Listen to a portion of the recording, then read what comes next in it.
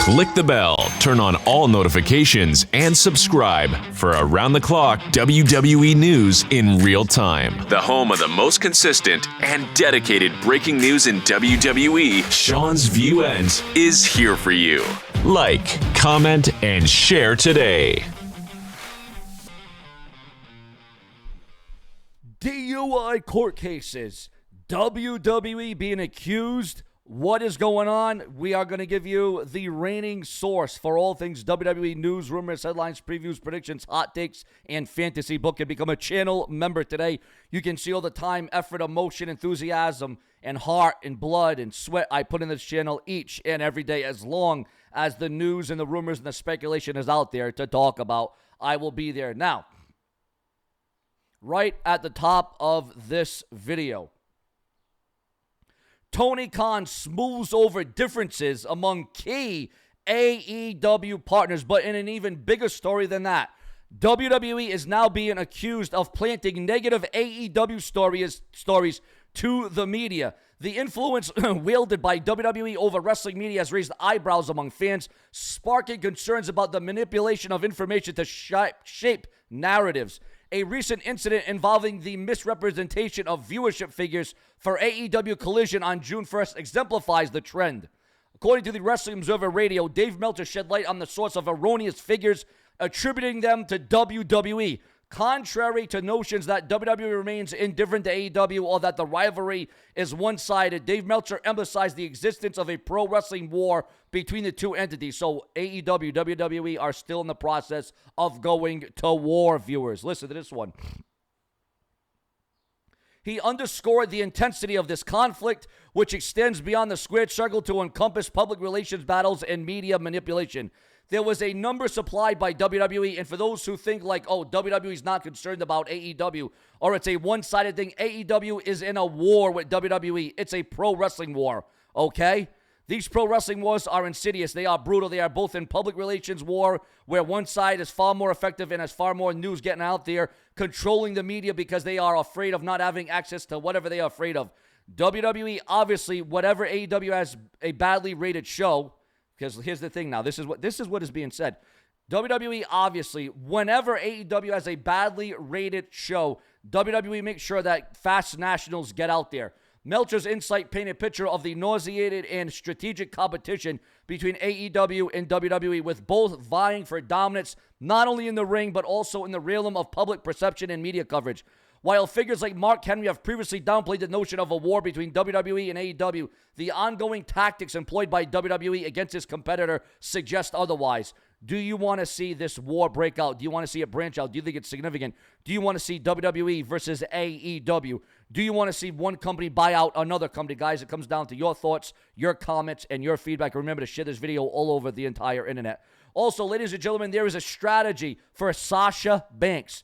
Yes, if you can believe that, there's actually a strategy, there is actually a plan, there is actually a motive, according to those that know, for both MJF and Mercedes Moné at the Forbidden Door, where the Forbidden Door is going to be opened up. But we're waiting for the real Forbidden Door between WWE and AEW. But AEW does have a strategy for Sasha Banks, the now Mercedes Moné, in a title versus title match at Forbidden Door. Also, the plans are being leaked online right now. Remember to become a channel member today.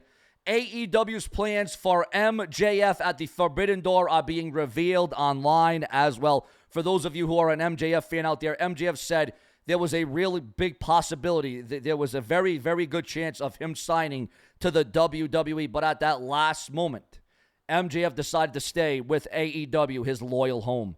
Also, another former star is dishing on their close relationship with former WWE mogul Vince McMahon, and that being former ECW. Well, he's an ECW original Nunzio. Also, Wardlow accuses MJF of ripping off his Lone Wolf moniker after the AEW Dynamite. And Tay Mello confirms new entrance theme ahead of AEW in-ring return. And MJF brags about fans chanting his name during Triple H interview.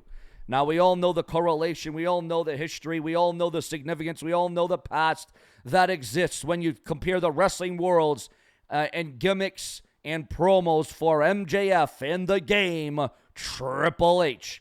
Also, Chris Statlander reveals the reason for betraying Orange Cassidy on AEW Dynamite. And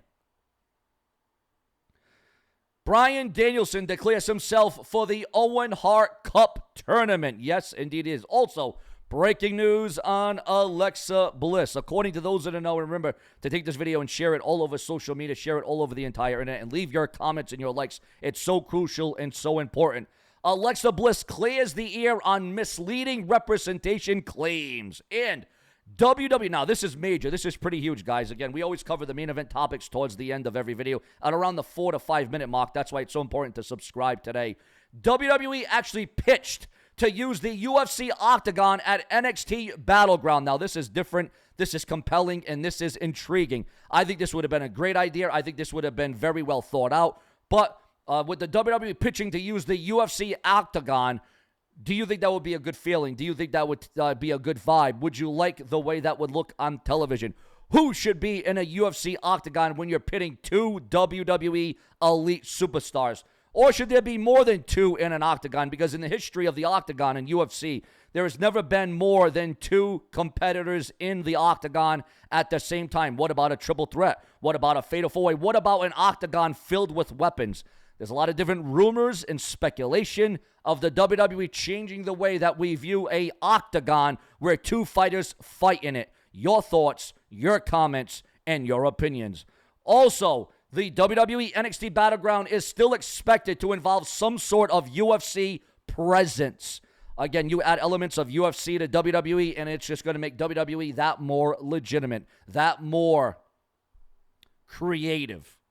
Also, ladies and gentlemen, the backstage reaction to Ethan Page's NXT contract signing, which went over very well, and they thought that it looked strong on television. What are your thoughts, your comments, your opinions on Ethan Page? Also, AEW secures favorable deal for hosting Expo Center events. Are we going to finally see AEW in a place, an area where they can actually fill up an arena or an expo event? You know, AEW, listen, they need, instead of going to arenas all the time where they can only get about half the people in there. And I get it. Yes, they filled up a whole UK stadium show. Obviously, AEW is more popular in the UK as they can fill up an entire stadium over there, right? Well, over here in the States, in the United States, AEW has a hard time filling up an arena even halfway, never mind full way. So, I suggest AEW starts going to bingo halls, maybe armories, maybe schools, but then they attract maybe too many people. But, you got to start small. You got to start somewhere. And listen, I'm all for AEW growing. I don't want them to go out of business. I don't want them to go under. Call me a WWE mark. Call me a WWE, companionship. Call me what you will. Call me a WWE apologist. I want to see AEW do better. I want to see them improve. I want to see AEW get to where we know AEW can be from 3 or 4 years ago. Okay, because I know it can. I know it's capable. I know it's probable. But right now, it's not looking too good for AEW if you're an AEW fan. I'm just putting that out there. Also in the news, ladies and gentlemen, huge return coming out of the World Wrestling Entertainment.